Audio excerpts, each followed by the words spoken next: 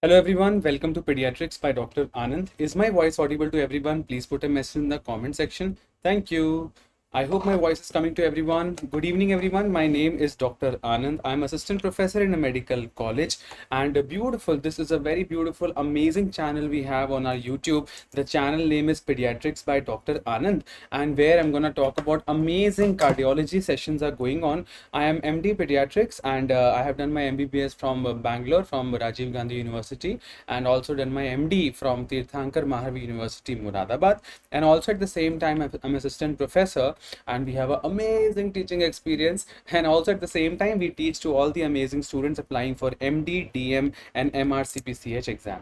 Also at the same time, the pediatric cardiology is a thought of choice. So let's amazingly start this beautiful class. Please let me know the last time, is my voice audible to everyone so that I can quickly start off the class? Yes or no? आवाज आ रही है या आवाज नहीं आ रही है? Yeah, I guess it's coming. Okay, let's start this beautiful class. Good evening, Dr. Manish. Yes, amazing students. We have Dr. Manish, Sophia, Vaishnavi, Shilpi, Amarnath, and then we have Dr. Suman, Osama Sheikh, one of my favorite students, the awesome me. Walaikum salam. So yes, hello, Dr. Anum, Pandey, Dr. Khizra, Khurshid. Good evening, everyone. Let's start this beautiful class. Before starting any amazing segment, we always have a motivating quote. And today's beautiful motivating quote is, do not confuse busy with productivity. A very nice, a very genuine line actually. Do not confuse busy with productivity. There are people who say, I'm very busy, okay? I'm very busy. It's very beautiful to be busy in life, but the question is, are you productive? Now this is really important. There are people who are going to gym from last 6 months, okay? There are people who are going gym from last 6 months, but the question is, they're like the point is like, they are very busy, they're very, very busy in the gym, but the question is, are they productive?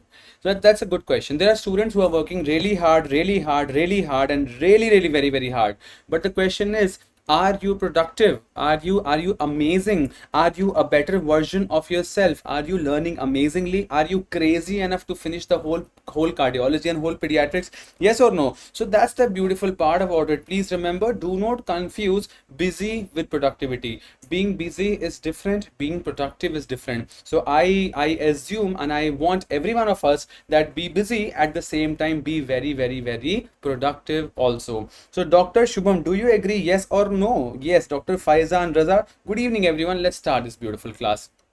Yes, and also remember, in the end we only regret the chances we didn't take. Okay, in the end we regret the chances we did not take. So give your best shot. Exam time is very less, sir. I'm planning I will skip this exam and give the next exam. No, give all the exam, you'll get a very good idea of where are you standing. So give all the exams. Okay, always remember that. Let's start this beautiful class. A new questions, a new journey of new cardiology. So left to right shunts. Now today's 5-6 important MCQs I'm going to cover about left to right shunt. These are new MCQs. Let's see if you can answer. Left to right shunt, everyone is like, I hope it's by heart now, the left to right shunt. You know that, right? We have atrial septal defect, ventricular septal defect, and patent ductus arteriosus, as everyone knows about it. So ASD, VSD, PDA all are left to right shunt. My question today is, I have a doubt. My question is, left to right shunts, are they common in males or are they common in females? That is the first question which comes to my mind. Anyone can answer in the comment section, please. Quick answers, please. Perfect. A quick revision, a quick beautiful session. Exactly. Dr. Shubham, हमसे भी पूछ लो क्या हाल है sir? हम भी फैरत में खड़े हैं. हाँ जी. So yes, as you all know, left to right shunt. Yes or no? Please can answer in the comment section. My question is, left to right shunt, are they common in males or are they common in females? What do you think? Yes. So L for left to right shunt, L for ladies. L for left to right shunt, L for ladies. So please remember that the left to right shunt, they are common in females. That is the first question. We bang on, finished in 1 minute. This is common in females. Guess how will I remember, sir? Left to right shunt. No, L for left and L for ladies. Ladies means females. Okay. This is one question over. Now next question also, I have a doubt. The question the next present is, yeah, this is a good question. When can they present in failure? Anyone? For example, if I talk about PDA, if I talk about VSD, if I talk about ASD, so basically VSD and PDA is something which I'm more concerned, because atrial septal defect patient, they rarely go into failure, because you know the pulmonary artery and the ASD are they are very far from each other. So that's why, you know, kind of a ASD patient going into failure is little less likely, but basically VSD patient going into failure, yes it could be, and PDA, yes it could be. My question is exactly, yes exactly. Okay. Dr. Shubham says, sir आपसे 2 बार पूछ चुका हूँ, आपने बताया नहीं. I'm sorry brother, but I have lots of love towards you. I hope you agree. Yeah. When do they present with failure? Do you want some beautiful option? Okay, you have this beautiful option. Okay, when the patient will present in congestive cardiac failure, or kind of signs of failure, like signs of failure indirectly, I want to indirectly ask you that the shunt which was left to right, then naturally there will be increased pulmonary blood flow. Whenever there is an increased pulmonary blood flow, then it will later slowly lead to pulmonary hypertension. Yes or no? Because of the more of the increased pulmonary blood flow, then slowly this road becomes trying to close. Are you understanding? I told you in the last class also, in Delhi, if in one road there's too much of traffic, then that road starts going into damage, right? That's how happens over here. In a case of left to right shunts, there is increased pulmonary blood flow. Whenever there's increased pulmonary blood flow, pulmonary valves have a huge problem. It starts slowly going to close. Can I say that the pulmonary vascular resistance increases after some time? Do you agree with this word? Yes or no? सब शब्दों का खेल है. Everything is just word by word. Understand? Okay. When there is a left to right shunt followed by increased pulmonary blood flow, there will be increase in the pulmonary vascular resistance, and naturally the pressure falls and the reversal of shunt takes place. Or you can say the patient goes into cyanosis. The patient goes into cyanosis, or nothing but patient goes into failure. The best answer for this question is nothing but yes, everyone is right. Beautifully told by Dilpreet Kaur, Osama, Faizan, Anum, Manish, our Shubham, Pandey, Vaibhav, Nancy, Khizra, Khurshid, and the awesome me, Himani, Zahid. So many are there. Great people, amazing people in our class. Yes, the option number A is the best answer. So it will take some time. The PDA and the VSD patient to go into CCF or the signs of failure, it will take around 6 weeks. It will take around 6 weeks. This was the PG question. Next question, please. So yes, beautiful 2 parts we have covered. Okay, next question. I have doubts. I have huge doubts. My question is left to right shunt. Question number 1. Can they have repeated respiratory tract infections? The options are yes or no. Please, quick answers. Yes or no. The best answer on this planet is obviously yes, sir. More and more left to right shunt, more and more pulmonary blood flow, and more naturally the patient will have a what you call increased URTI, increased LRTI. This part also is over. Next doubt I have, what is the important complication and what is the most dangerous complication of left to right shunt? Can anyone answer in the comment section, please? See, these questions are amazing. Okay, see, I always tell you, bro, see, knowing theory is different, doing MCQs is different. There are students, I have met a lot of students, sir, that faculty, no, that he teaches theory very well, but we are not able to do MCQs. Someone says that I'm able to do nicely MCQs, but theory mat pucho mere se, theory I don't know. So now in this class, we are trying to cover the theory followed by the MCQs. So MCQ number 1, what is the important complication of left to right shunt and what is the most dangerous complication? Yes, the important complication, if I talk about in general, the important complication which the patient will have is infective endocarditis. Please update in your notes. Obviously, yes, you guys are really beautifully telling, right? Yes, exactly. That's true. The patient will have URTI, LRTI, increased hospitalization, failure to thrive, failure to gain weight, and all that. That's very true in a case of left to right shunt. But later, as a complication, infective endocarditis, and the patient must have fever. The patient must have fever, increase URTI, increase LRTI with increased fever. So, infective endocarditis and brain abscess. Infective endocarditis and brain abscess. Can anyone tell me why a left to right shunt patient can have brain abscess? Can you please tell me? Even for in that case infective endocarditis also. Dr. Shubham, please मेरे प्यारे भाई देख ले. शुभम हमेशा तेरा नाम आता है तो मैं बोलता हूँ आवर शुभम, डियर शुभम. ओसामा तो अपना भाई है. Osama is my favorite student. Yes, exactly. Perfect.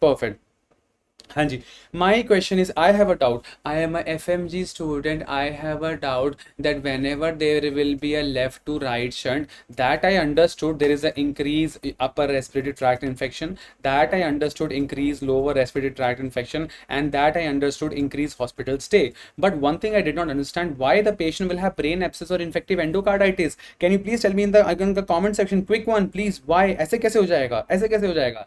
Yes, Dr. Sophia's Barrato says that because of more and more infection. Yes, in general, if I talk about when there is more and more URTI, LRTI, means naturally, can I say that the more the organisms will grow on my heart walls? Yes or no?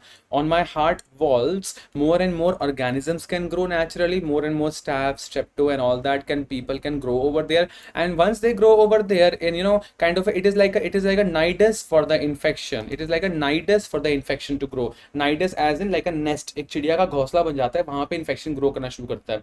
I'll repeat again.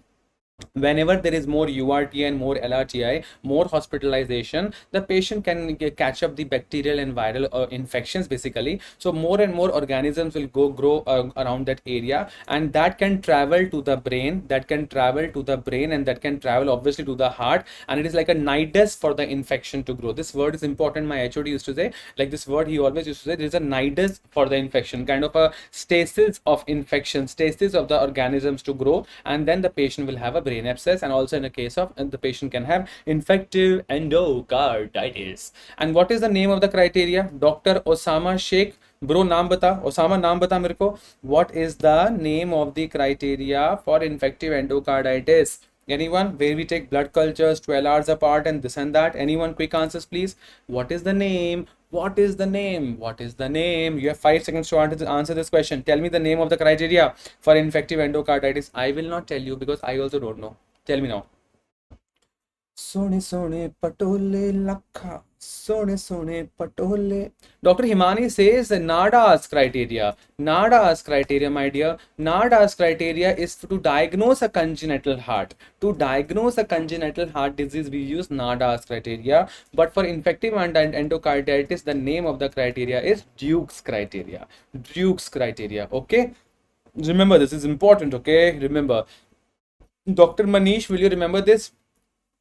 What is the name of the criteria to diagnose a congenital heart disease? We have NADA's criteria. We have one major and two minor to say it as a positive NADA's criteria. Once we finish cardiology theory classes, we have some 100 MCQs on cardio back to back. We're gonna solve it nicely. Like that will finish your PhD in cardiology. In the end, we're gonna do that. So there we have a question like that. Okay, so remember that. To diagnose a congenital heart, the name of the criteria is NADA's criteria, and for the infective endocarditis, the name of the criteria is Duke's criteria. Can we have the next question, please? What is the most serious complication? What is the most serious dangerous complication? Important complication I understood the patient can have. See, always remember, it's very easy. Okay, everyone, hello, it's easy. Okay, more you are left to right shunts, more URTI, more LRTI. So means more infections, means infective endocarditis the patient can have, and brain abscess the patient can have. Very importantly, most dangerous complication of a left to right shunt. Anyone? Most dangerous complication? Can anyone answer in the comment section, please? Please. Yes. Vaibhav was one of my ophtha friend in my PMD exam. He was a good friend, but now I'm not in touch with him. He got married. That's why. So when people get married, we lose touch. The best answer for this question, beautiful answer by everyone, is nothing but Eisenmenger syndrome. Can you appreciate this point? Is this line right, that the patient of left to right shunt naturally will develop eventually increased pulmonary blood flow, leading to pulmonary atresia, or I would like to say pulmonary artery hypertension? So that's what the important dangerous complication of a left to right shunt is, pulmonary hypertension, which if left untreated will lead to the reversal of the shunt, and that is known as Eisenmenger syndrome. Eisenmenger syndrome, that's important. And yes, this was the PG question, guys. This was the PG question. Pulmonary hypertension, earliest to develop in what? I think someone told few days back also. So pulmonary hypertension, earliest to develop happens in a case of PDA, then it will be in a case of VSD, and very less or very late in a case of ASD. Are you understanding? Do you agree with this line? Yes or no? Just tell me very clearly. Do you agree with this line number 2, that the pulmonary hypertension, the earliest to develop in a case of PDA, because it is the closest to the pulmonary artery, and then little far is the VSD and very far is the ASD. So that's the hierarchy of pulmonary hypertension to develop. Yeah, that's what. Has everyone understood this much? Yes or no? Yeah. One major or two minor? One. So Sophia has a good question. One major and two minor. One major and two minor. Remember that, not or. Okay, has everyone understood? Please put a like button. Have you understood this much? Can I move further?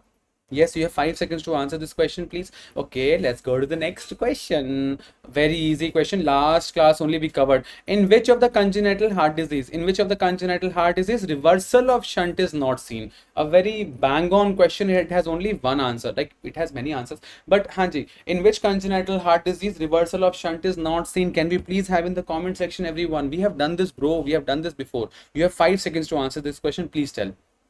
Yes. कितनी चाहत छुपाए बैठा हूँ. Yes, exactly. The congenital heart where the reversal of shunt is not possible is the best answer on this planet is tetralogy of Fallot. And if you don't know why, then watch the previous video. You will get to know. Please, can we have the next question, please, Dr. Anand? Yes, my dear, we can have the next question. And remember, guys, you can either have progress or excuses in life. You can either have progress or you can have excuses. Only two options are there. Only two options are there. Either you are growing well, or you will say, no, it's very tough. I don't think so. I can do it. My friend, she told me, my friend, she was a topper. She took 2-3 attempts. I think I will take more, you know. So same goes in gym also. Oh, it's very tough. I can't do it. The weights are so heavy. So there are only two options. Either you can have progress or you can have excuses. So what do you want?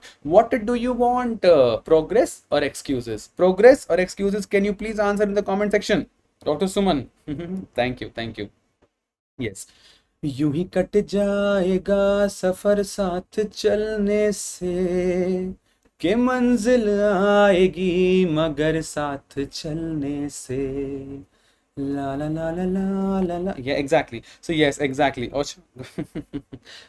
The today's topic of choice is atrial septal defect. In this class, we're going to talk about ASD in depth and detail. If ASD becomes the 10 marks question for final year MBBS students, because we have a lot of students here who are final year MBBS and who are doing MD also. So atrial septal defect, this topic is subdivided into development and types, hemodynamics, clinical enlargement, chambers enlarged, X-ray, ECG findings, and treatment. Yes, let's move, please. Let's move further. Atrial septal defect, right? So what can you just tell me quickly 2-3 points, random points, if you can tell me random, just three, can you tell me just three random points on atrial septal defect? If this is a 10 marks question, okay, ASD, so can you just tell me roughly some points? Number one, exactly, Dr. Shubham, thank you. Dr. Khizra Khurshid says, you are a superb human being. Ma'am, you are amazing. Yes, exactly. Hanji, can I, okay, yes, Dr. Grace says she's in final prof. That's very good. So 3 random points on atrial septal defect, I think I can remember. Number one, it is a left to right shunt. So I'm writing left to right shunt, number one. Number two, it is a acyanotic congenital heart disease. It is a acyanotic congenital heart disease, number two. And why it is a left to right shunt? It is my duty to explain again and again, because the left side of the heart has a higher pressure. The left side of the heart has a higher pressure than the right side of the heart. So when there is a defect in the atrial septum, it is a left to right shunt. Number one. 2 points I told. Can you please tell me any other points? Okay, if I am a FMG student, one more point I can remember. Can like ASD patient, atrial septal defect patient, going into failure, is like can they go into early failure? Yes or no? ASD patient can early land up into failure. By the meaning of failure, or by the meaning of congestive cardiac failure, what does that mean? Like, what do I mean by that? If I'm saying can the patient go into failure? Like, I am trying to say, can the patient has a increased pulmonary blood flow followed by a pulmonary artery hypertension and followed by a reversal of shunt? That's what I'm trying to ask you here. So the answer is no. Atrial septal defect patient, very late, I would say, or very less likely to go into failure, because the pulmonary artery is very far from the atrial septal defect. That is why, like, the going into failure and all that, like ASD, very less likely. Or even if you want to be safe, you will say it is a very late feature. It is a very late feature. So 3 points. Can you agree with me, my dear? Yes or no? Oh, Dr. Dilpreet Kaur is asking very beautifully. Yeah, very nice, very nice. Okay, one more thing, remember one thing. उफ, थक गया मैं थक जाता हूँ okay, so one more thing, important thing I would like to say in a case of atrial septal defect, one very importantly, which chamber, like if I talk about atrial septal defect, if I talk about ventricular septal defect, I am a FMG student, can if I have to randomly remember that which chamber enlargement is significant in a case of ESD versus VSD, can you please tell me in the comment section? Atrial septal defect versus a ventricular septal defect. Can you tell me which chamber will be enlarged in which case and which chamber will not be enlarged in which case? Now, one very important thing, yes, exactly. Yes, one very important thing I need to remember. Remember, in a case of large ASD, in a case of atrial septal defect, you will never see left atrial hypertrophy. In a case of yeah, listen, no, remember carefully. No, I'm telling the right answers. Now see this. In a case of atrial septal defect, you will not see left atrial hypertrophy, because in a case of large ASD, whatever the blood is coming from the pulmonary veins to the left atrium, it is directly going into the right atrium. Whatever blood is coming from the pulmonary vein to the left atrium, and when there is an atrial septal defect, it is directly going into the right atrium. In a case of ASD, there is no volume overload over the left atrium because we have a large ASD. ASD is usually a large ASD, number one. Number two, that is an exam question actually, that which chamber enlargement will be seen in ASD and which chamber enlargement will be seen in VSD. So one thing I must remember, that in a case of atrial septal defect, you will not see left atrial hypertrophy, because whatever the blood is entering the left atrium, directly it is going into the right atrium because there is a large ASD. That is the first point. Second important point, if I talk about VSD, in a case of ventricular septal defect, more and more blood going to the right ventricle, more and more blood entering into the pulmonary artery, and pulmonary artery is connected to the lungs naturally, and more from the pulmonary artery, more and more blood basically enter the left atrium, and then more and more blood entering the left ventricle. I'm talking about VSD here. Okay, I'm talking about VSD here. So one thing very, very importantly remember, that you will see left atrial hypertrophy and you will see left ventricle hypertrophy in a case of VSD, whereas in a case of ASD you will not see left atrial hypertrophy. This is a very important point. Remember, guys. Yes, has everyone understood this much? Because as there is the best answer for this question is this only, as there is a large ASD, all the blood coming to the left atrium directly going into the right atrium. It is not waiting at the left atrium followed by left atrial hypertrophy and then going into right atrium. This is not happening. Whatever blood coming into the left atrium directly going into the right atrium in a case of ASD, whereas in a case of VSD you will see left atrial hypertrophy and you will see left ventricle hypertrophy. Has everyone understood this point? Half an hour class is over. Just 10 more minutes and this class is done then. Has everyone understood this much? Put a like button to this video or tell me yes, then I will move further. Exactly. गुनगुना रहे हैं भंवरे, खिल रही है गली गली, गली गली गली गली, गुनगुना रहे हैं भंवरे. Yes. Did you understand? Yes or no? Cute. Exactly. Perfect. Yes, bro. Yeah. चलो जी आगे बढ़े. Okay.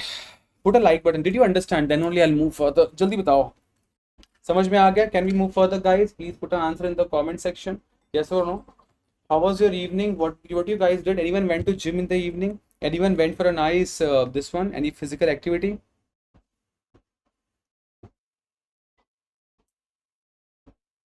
In Dr. Suman, in a case of we're gonna talk about it. In a Dr. Suman, we're gonna talk about it. In a case of atrial septal defect, you can get a right atrial hypertrophy and right ventricular hypertrophy, but you will not see a left atrial hypertrophy in a case of ASD. This is what we have to remember. Okay. And we gonna come further also कि क्या क्या होने वाला है. मनीष कह रहा है sir कहाँ से लाते हो इतने अच्छे गाने. यस ये ऐसे गाने बहुत पुराने हैं और वो आता नहीं रेडियो सिटी में. भाई और बहनों इस गाने की फरमाइश की है बिट्टू टिक्की लीला और आंचल ने जमशेदपुर बिहार और राजस्थान से. Yes okay. अच्छा मैं वो सुनाऊंगा एंड में ना एक बड़ा अच्छा मुझे शेर भी आता है. शेर नहीं आता मतलब मुझे वो आता है मतलब there is a nice quote remind me I will tell you in between. Okay. Okay Osama से मैं सोया आज शाम को. ठीक है. डॉक्टर आनुम से सर आज बारिश हो रही है. Doctor Anum where are you from dear? कहाँ पे बारिश हो रही है bro? Tell me. Yes exactly. Perfect, perfect. Yeah. Okay, we have the awesome me which says my mood was off since morning sir but when I attend your classes it's awesome. जिंदगी भगवान की एक बहुत महंगी gift है. Whenever someone's mood is off, please make it okay as soon as possible. Watch a good movie, talk to a friend, listen to nice songs, or best just sleep off for some time. Remember, if your mood is off, it is not life. It is a phase of life. Tell yourself there's a problem in my life, so that's not life. It's a phase of life. It will go. Tell yourself, see, whatever you feed your mind, it will happen. If you feed your mind I'm happy, I'm happy, I'm happy, then you are happy. If you feed your mind that I'm doubtful, I'm negative, I'm frustrated with life, so you will be frustrated, right? So that's what. Let's move further please. Yes exactly. Okay, Dr. Anu is from Karachi, from Pakistan. Beautiful, beautiful place. That's amazing, bro. Hanji, let's finish it off. Can we just finish the whole topic? Our target is to finish ASD today, okay?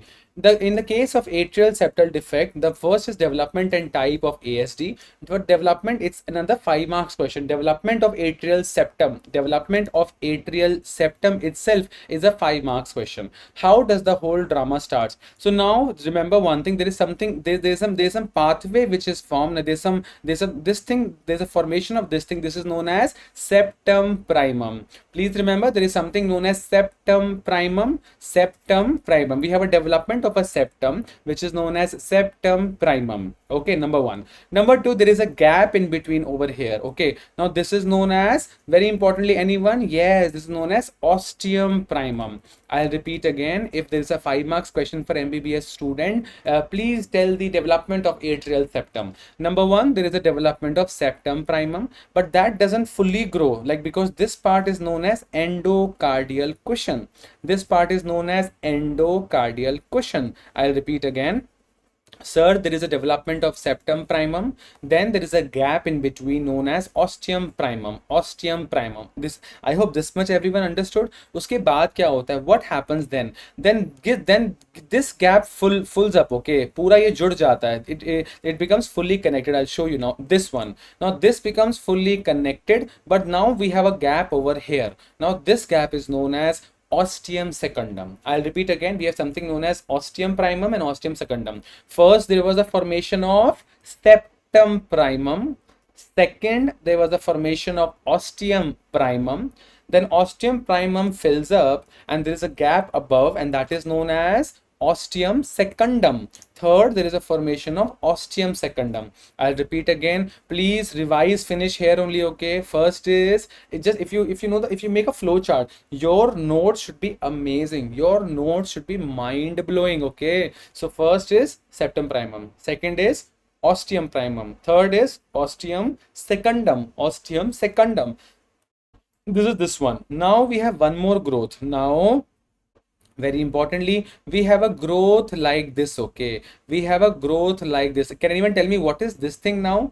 This was septum primum. This is ostium secundum. What is this septum known as? Very easy, bro. This is septum secundum. This is septum secundum, and septum secundum, once it forms, it leaves a space in between, and that is known as foramen ovale. That is known as foramen ovale. Very beautiful. That finishes the development of atrial septum. Very important, guys. Remember, I'll repeat again. कि सबसे पहले क्या होता है? First, there is a development. I'll repeat again very beautifully. Last time, first there is a development of what is this? Septum primum. This is septum primum, and there is a gap in between known as ostium primum. Ostium primum. This is the first part. Then what happens? Then this gap fulfills. Okay, then this gap fills up. We have a gap over here now. It is. If I show you this picture, once again, this one. What do you call this one? Now, what is this gap? This is known as ostium secundum. After ostium secundum, what is the formation? This one. This forms. Okay, this one. What do you call this? This is septum secundum. This is septum secundum. Very important. Septum secundum fully forms, but again there is a gap in between. Then there is an automatic gap in between, like this, this gap in between, and this gap is known as, very importantly, foramen ovale. Foramen ovale, where the remnant is nothing but fossa ovalis and foramen ovale. I hope everyone has understood. Okay. Yes, what are the various types of atrial septal defect? There are 4 types of atrial septal defect: ostium primum, ostium secundum, sinus venosus, and coronary sinus. It's a very important 10 marks MBBS question, okay, for the final year MBBS students. Basically, what is the, what are the various types of atrial septal defect? So we have 4 types. We have ostium primum, ostium secundum, sinus venosus, and coronary sinus type. FMG question number 1: which is the most common type of atrial septal defect? Can anyone answer in the comment section? Question number 1. We have to finish all the MCQs, okay? Which, once I finish the atrial septal defect class, I recommend everyone to go to their respective MCQs book and finish the MCQs on atrial septal defect. And if you have any doubt, you have my mobile number. My mobile number is 9999897081, where we have the One-Liners Pediatrics WhatsApp group. You can join that, okay? Which is the most commonest type of atrial septal defect? Anyone? Exactly. The most commonest type of yes, the most commonest type of atrial septal defect is ostium secundum. I will give you one chocolate. I will give you one chocolate if you can tell me the most common congenital heart disease in DASH syndrome is ostium secundum type of atrial septal defect. मैं मान जाऊंगा. I'll be very happy if you can tell me. It's a very important question. The most common congenital heart disease in DASH syndrome is ostium secundum type of ASD. Can anyone randomly answer me, please? मजा आ जाएगा अगर कोई answer कर दे, मजा आ जाएगा. Anyone? Dr. Ritu, Dr. Osama, Pandey, Shilpi, Himmani, a lost unicorn, Grace, Sohan. Okay, Down syndrome. You sure it is Down syndrome? I doubt. The most common congenital heart disease in Down syndrome is ostium primum type of atrial septal defect. I'll repeat again. Anyone? Nahi. Rubinstein-Tybee syndrome also, it is ASD. They have not mentioned which type. The most common congenital heart disease in Down syndrome is the ostium primum type of atrial septal defect, and the most specific is endocardial cushion defect, that is in Down syndrome. Still, I'm left with the question: which is the most common congenital heart in DASH syndrome is ostium secundum type of ASD. Can anyone please tell me, please? Yes, who told the beautiful answer? Dr. Sophia. Dr. Sophia Barrato told me the most beautiful answer. Anyone? Nahi. Dr. Sophia ne bataya Holt-Oram syndrome. Holt. In the previous class, we have done that actually. The most common congenital heart disease in Holt-Oram syndrome is ostium secundum type of atrial septal defect. Please remember, see, it's very easy, bro. It's very easy. Link and study. Link and study integrated. 2 questions, 1 answer. Listen very carefully. My classes religiously follow, okay? They are really nice. 2 questions, 1 answer. Question number 1. Which is the most commonest type of atrial septal defect? The answer is Ostium secundum is the most commonest type of atrial septal defect. Second question, same answer. The most common congenital heart disease in Holt-Oram syndrome is atrial septal defect. This also over. The most common congenital heart disease in Down syndrome is ostium primum type of atrial septal defect. That is one question. And even in a case of Rubinstein-Tybee syndrome, also the most common congenital heart is ASD. I would like to mention here, hello, ASD, not ostium primum, but book में ASD ही लिखा है. In the book, it is written only atrial septal defect, not specific type. I hope everyone has understood. Let's go. अच्छा, अमृत ने answer किया. पता है मैं मन में सोच रहा था अमृत कि तू आंसर करेगा. ओके, हाँ, okay, okay, okay. Finish. Okay, quick answers, please. This class is over. 5 more minutes. ASD is done. What will happen to T1? Where is T1? I cannot see T1, sir. We have S1 and we have S2. S1 is the first hard sound. S2 is the second hard sound. S1 is the first hard sound, which happens because of the closure of tricuspid wall and the mitral wall. Nothing but T1 and M1. The second hard sound is because of the closure of semilunar walls, that is aortic component and pulmonary component. So S2 consists of A2 and P2, whereas S1 consists of T1 and M1. I have a question. What will happen in a case of what will happen to T1 in a case of atrial septal defect? The option is, will have a soft T1 or you will have a loud T1. Can anyone answer in the comment section, please? Quick answers, please. Jaldi batao, jaldi batao. Yes. Okay. Yes. Yes,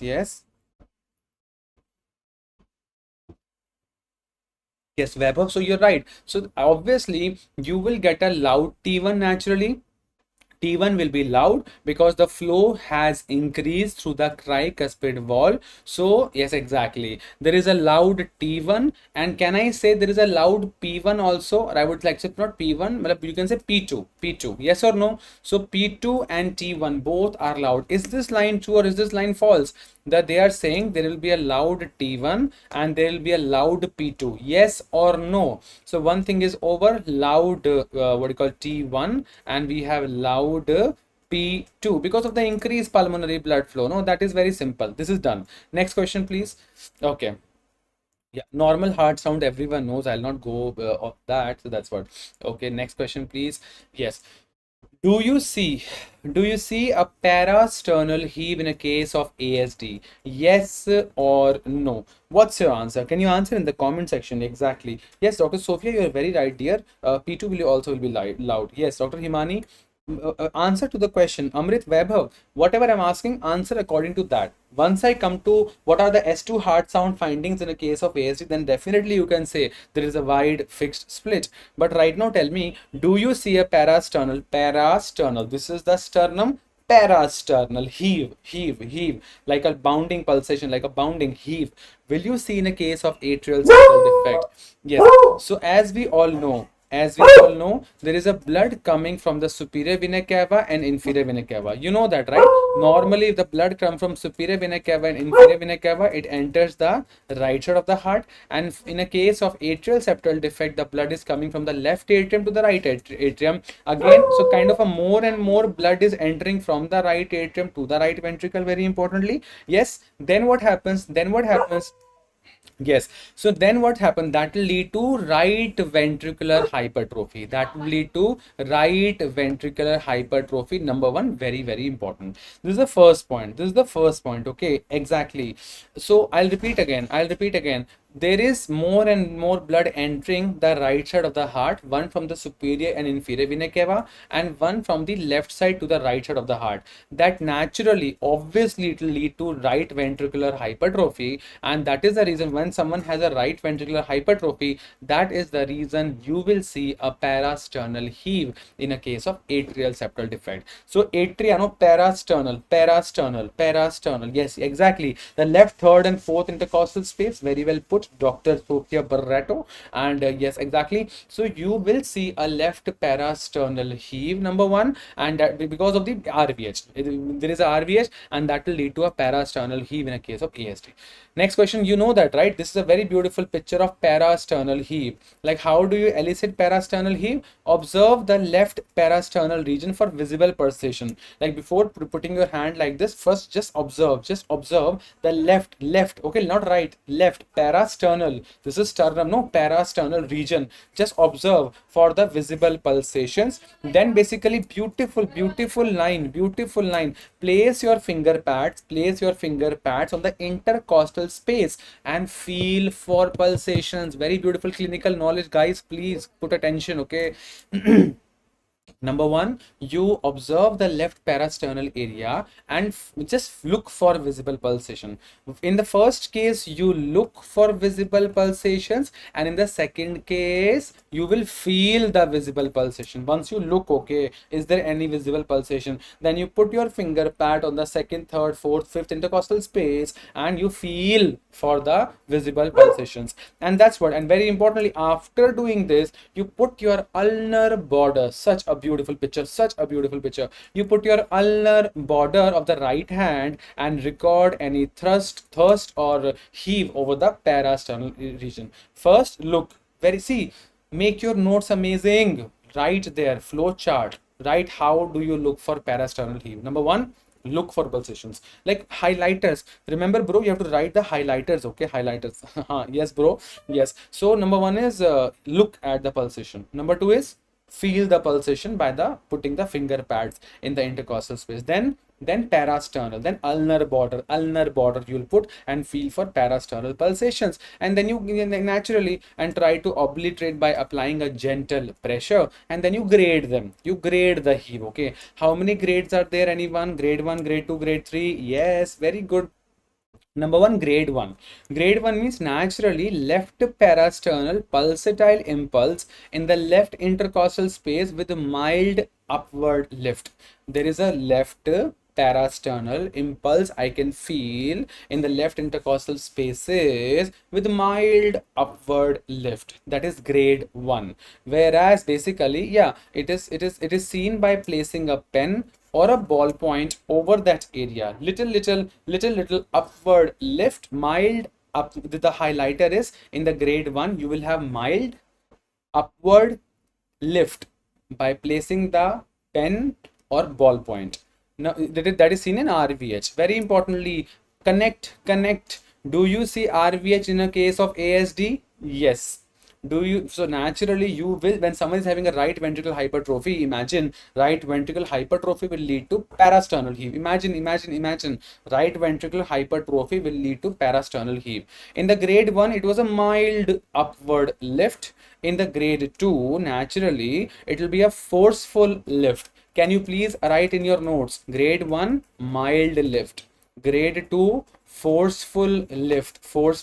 This is what you have to remember in your theory paper. This is only you will remember, okay? See, whole story writing, it could be a confusing, okay? Examiner also will get irritated if you write too much. Grade 1 mild upward lift by putting a pen or a ballpoint. Grade 2 forceful lift, basically by the firm pressure by your fingers. Also grade 3, it is also seen in RVH. And grade 3, what happened? Same thing, only forceful and sustained left parasternal lift. Forceful and sustained left parasternal lift, which is not obliterated by the firm pressure. And that's it. And yeah, that's what you should know. So that's it. And this is a very important picture, right? So what are parasternal heave? No, heave, I told you, na, ulnar border, yes or no? Ulnar border. So ulnar border I kept, but heave are appreciated through this. On this part of the finger you have the thrills, and this part of the tip of the fingers you look for localized pulsation. This is a very important clinical question. The examiner can short on your face, he can ask you, this is my palm, tell me which part of the palm you look for pulsations, thrill and heave. So localized pulsations, like a apex beat localized pulsation I can feel by tip. The thrill basically I'll be by this part, and by this ulnar border a heave and lift is what you should know. Okay, that's what you should know. Okay, that's what. And yeah, And that's what the primary murmur, then that's it, you have the primary murmur. The primary murmur of atrial septal defect will be a ejection systolic murmur. We have primary murmur and secondary murmur, we have shunt murmur, we have flow murmur. These only you have to remember. The primary murmur in a case of atrial septal defect is a ejection systolic murmur, which is same on the left sternal border, and yeah, upper left sternal border is the pulmonary area, you know na, right second intercostal space aortic area, left second intercostal space pulmonary area, right? That you should know. And that's what the primary murmur at the pulmonary area will be a ejection systolic murmur, and secondary murmur basically at the tricuspid area, it will be a delayed diastolic murmur, delayed diastole, right? Because too much of blood entering, no, that's why there's a delay in the diastole. Okay, the blood is entering from the superior vena cava to the right atrium and left atrium to the right atrium. So basically because of that you have a delay in the diastole. There's a delay in the diastole, naturally it's a delayed diastolic murmur. Okay, that you should know. That's what, why there is a delayed diastolic murmur in the tricuspid wall, because just read this line. See, it's very easy. Like there is a so one thing I'll tell you is very easy. Okay, see, normally what happens, just listen to this part. Normally right atrium and right ventricle takes more time to empty on taking the deep breath inspiration. You know that, right? That the aortic, if I talk about A2 and P2, which one closes first? Can anyone answer in the comment section? Which one closes first? A2 if I talk about second heart sound, the S2 consists of A2 and P2. Second heart sound consists of pulmonary and the aortic component. Which one closes first? Normally A2 closes early than the P2, right? Because in the right side of the heart, has to do a lot of work. The blood is coming from superior vena cava, inferior vena cava into the right atrium and right ventricle. So aortic component closes early than the pulmonary component. Normally A2 closes early than the P2.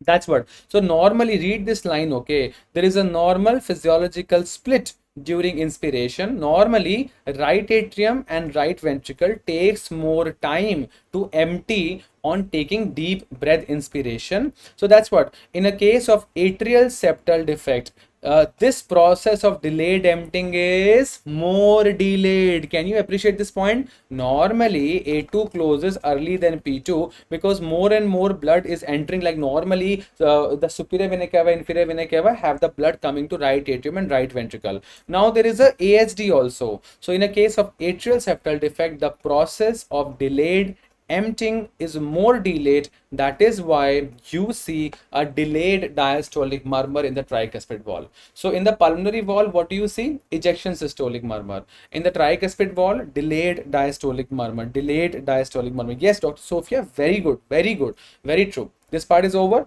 And naturally shunt murmur is absent in a case of ASD. See, we have shunt murmur, we have flow murmur. Why shunt murmur is absent in a case of ASD? Because I told you exactly. See, I told you because murmur happens when there is a turbulence, okay? And here we are talking about a large ASD, okay? Large ASD. Whatever the blood coming into the left atrium, it is directly going into the right atrium. There is no shunt murmur. That is why there is no left atrial hypertrophy, because all the blood entering into the left atrium is directly going into the right atrium because of large atrial septal defect. That is why the shunt murmur is absent in a case of ASD. Because murmur happens when there is turbulence. So when there is a large shifting, like all the blood coming into left atrium directly going into the right atrium, so no turbulence means no murmur. That's what. So that's why you don't see any murmur basically in a case. Shunt murmur, that shunting of blood murmur is absent. I'll repeat again. In the pulmonary, so the take home message is pulmonary area, what do you see? Ejection systolic murmur. Tricuspid area, what do you see? Delayed diastolic murmur. What about the shunt murmur? Shunt murmur is absent because naturally ASD is large, no? So shunt murmur is absent, okay? And that is over.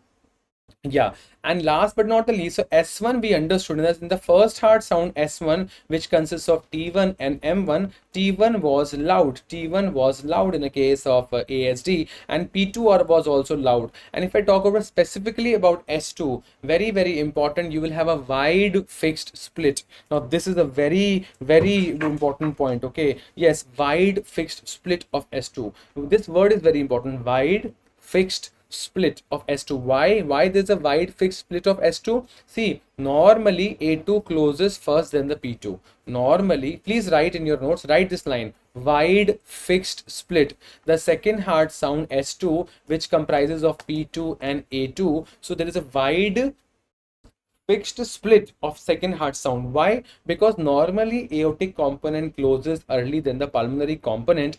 Now, in a case of atrial septal defect, is this line right, that now aortic A2 is more early closing than the P2? Yes or no? Do you agree with this line? Because naturally the blood is coming and directly going over here. So now A2 is more early closing than the P2 because less blood going through A2. Yes or no? Naturally. So I'll repeat again, A2 closes early than P2 normally. In a case of atrial septal defect, A2 now is more early closing than the P2, right? This is one important point.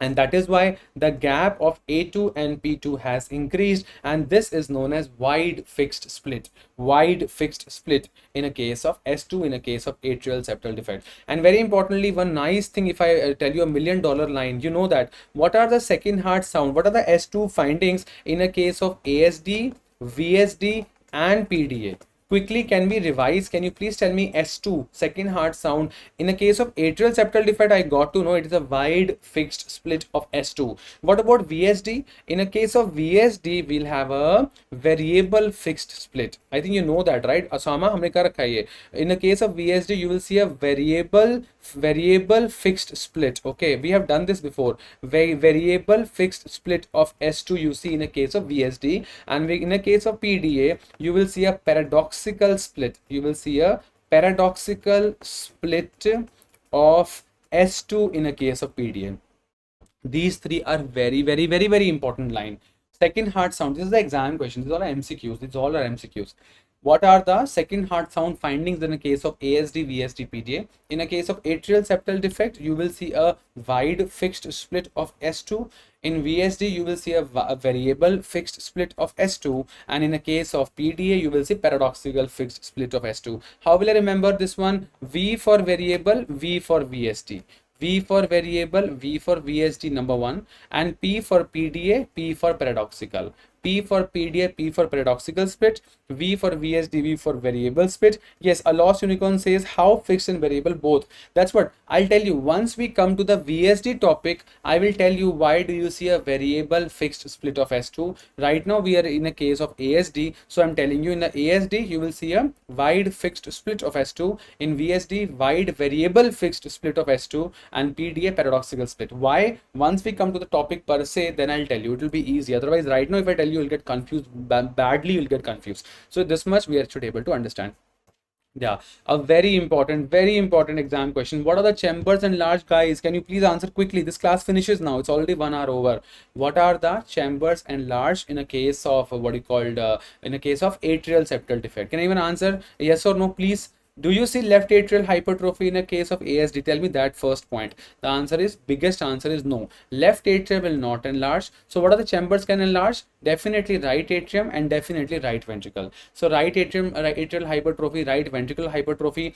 What are the ECG finding? ECG finding in a case of ASD, if examiner asks you very quickly, ECG finding in a case of atrial septal defect. See, one thing you remember, whatever side chambers and enlarge, that side axis deviation is there. In ECG, no, there is an entity known as right axis deviation and left axis deviation. Here we have the right atrial hypertrophy and right ventricle hypertrophy. So ECG finding will have a right axis deviation. In ECG, you will see a right axis deviation in a case of ASD, whereas in a case of VSD, anyone? In a case of VSD, we have the left atrium and left ventricle enlargement. So in a case of VSD, you will see a left axis deviation, whereas in a case of ASD, you will see a right axis deviation. In a case of VSD, you will see LAH and LVH, left atrial and left ventricle hypertrophy, whereas ASD you will see right atrium and right ventricle hypertrophy, but not left atrial hypertrophy. Remember that. Okay, so this part is over. Which chamber will not enlarge? So we know that left atrium definitely will not enlarge, and chest x-ray also same thing, only right atrial hypertrophy, right ventricular hypertrophy. And yes, there could be a congestion to the pulmonary artery, so pulmonary arteries also can be very well dilated, very well dilated. But can a ASD patient go into failure, yes or no? So less likely, very late manifestation, very less likely they going into failure. And failure का मतलब क्या होता है? Pulmonary artery dilatation followed by pulmonary artery hypertension followed by a reversal of shunt. By the failure word I meant this. So in a case of ASD it is less common. This part is over. That's what, rarely a atrial septal defect will have a heart failure or will go into failure. Why? Now this is very important. See, read this line, okay? Pulmonary artery, this pulmonary artery is able to handle the pressure before going into pulmonary artery hypertension.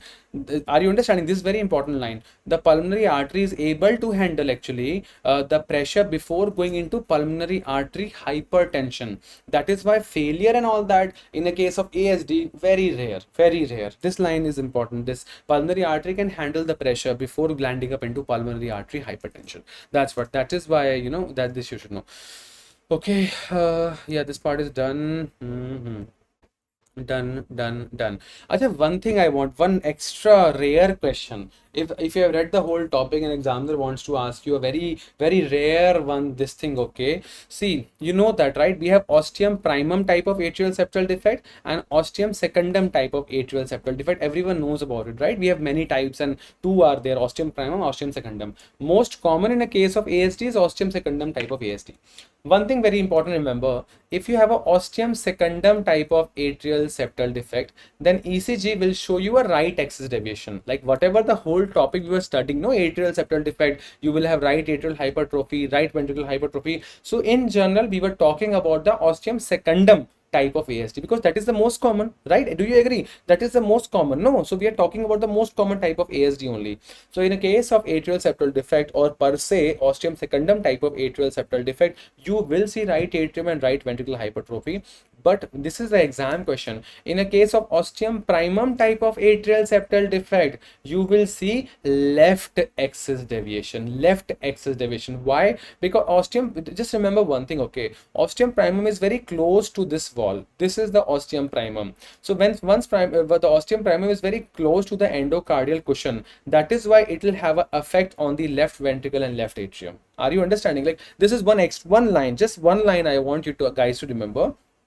In a case of normal ASD as an ostium secundum type of ASD, you will have right atrium and right ventricular hypertrophy and you will not see left atrial hypertrophy. The exception is in a case of ostium primum type of ASD, because ostium primum is very close to the endocardial cushion. You know, right?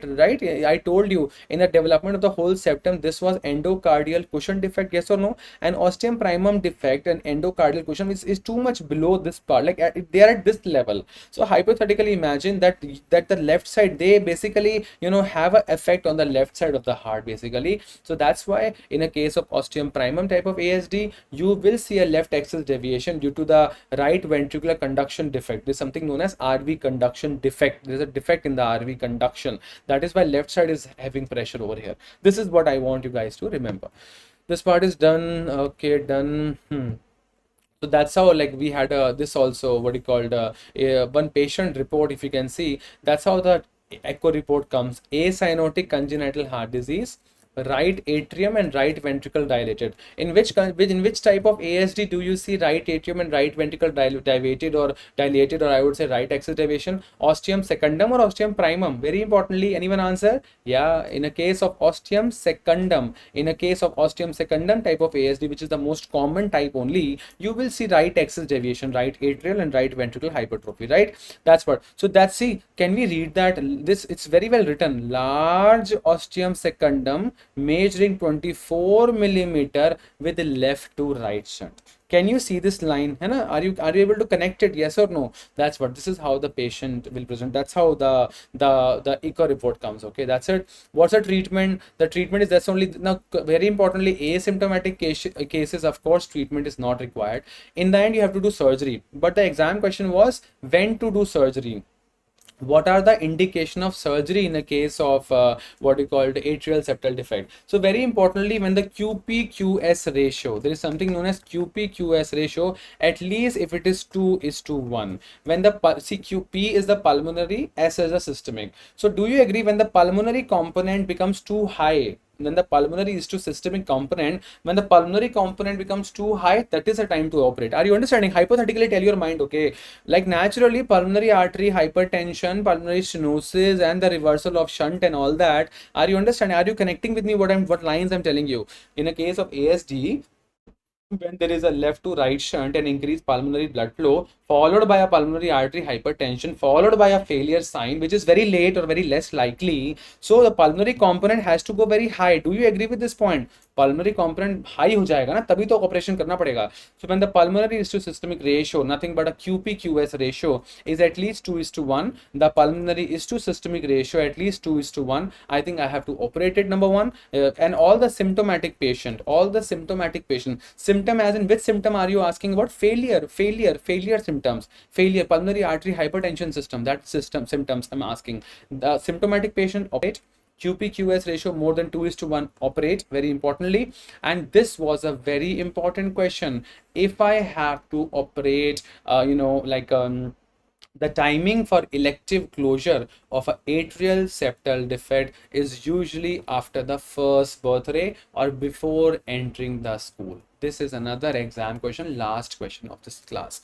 This is an exam question. Okay, first birthday, which is the ideal time to operate in a case of atrial septal defect. So can we have a very beautiful 360-degree image on ASD, atrial septal defect, something which is a left to right shunt, which is a acyanotic congenital heart, but can it go into failure? Question number one. Less likely, or very late feature is important. When to operate such patients? Number one, if you are having some symptoms.